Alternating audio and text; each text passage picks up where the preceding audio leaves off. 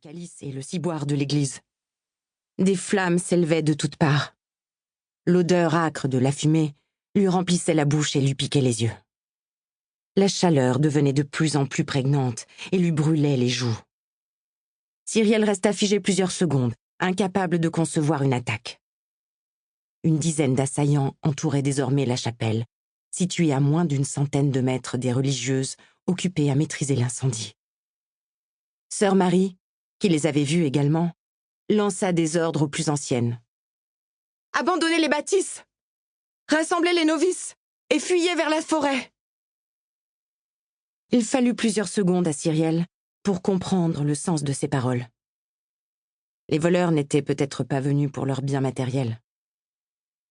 À 18 ans, la jeune fille, bien qu'ayant passé ses 6 dernières années dans un couvent, avait maintes fois entendu parler des hommes et de ce que les sœurs appelaient le serpent se faufilant dans la caverne. « Cyrielle, viens, dépêche-toi !» La nonne la tirait par l'épaule lorsque des appels, au loin, s'élevèrent. « Au secours !» Annie, la plus jeune des novices, une fillette d'environ 8 ans, n'avait pas eu le temps de s'échapper. Des pillards, les lèvres étirées en d'horribles sourires carnassiers, l'encerclaient, elle ainsi que d'autres religieuses. « Partez sans moi !»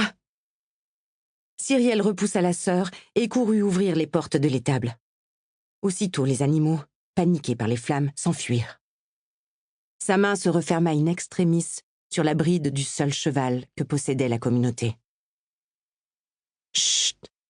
Viens là, mon beau, j'ai besoin de toi », murmura-t-elle d'une voix douce. Ses yeux plongés dans les siens, le hongre se calma. En plus de savoir parfaitement monter, son père lui avait transmis un don pour communiquer avec les chevaux. Patrocle était âgé de 20 ans, mais sa vieillesse n'avait d'égal que sa robustesse. La novice attrapa une fourche, grimpa sur des caisses et se hissa sur le dos de l'animal.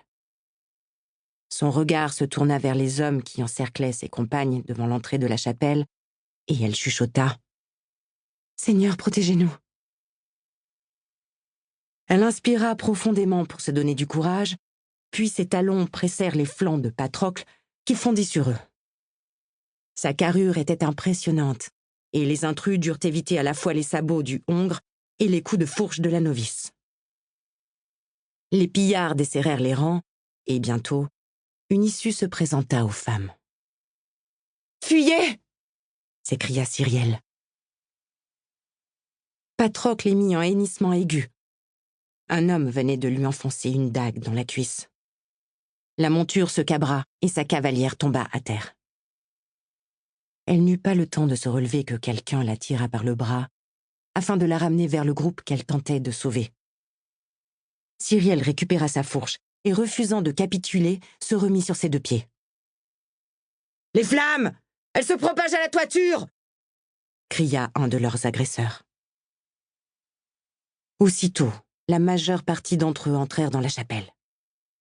En revanche, 5 autres hommes se tournèrent vers les religieuses. Ils ricanaient en faisant briller leurs lames. La peur pétrifiait les pauvres femmes. Sœur Clotilde et Cunégonde récitaient le Notre Père, tandis que sœur Agnès serrait fort la petite Annie. Bientôt, Cyrielle et ses camarades seraient tués. Quelle sotte! Comment avait-elle pu penser un seul instant pouvoir affronter ces monstres? Aucune échappatoire ne se présentait.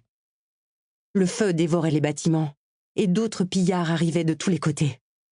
Combien étaient-ils? 20? 30? La tension montait de plus en plus.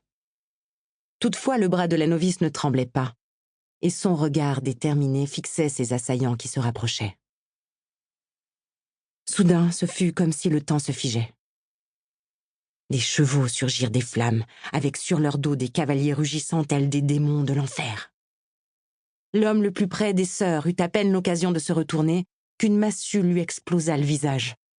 Son sang gicla sur Cyrielle. Les autres femmes hurlèrent de peur tandis que la novice essayait de ne pas paniquer. « Allons-y !» s'écria-t-elle. Rien ne leur assurait que ces mystérieux guerriers fussent là pour les aider. Le petit groupe longea les bâtisses enflammées pour fuir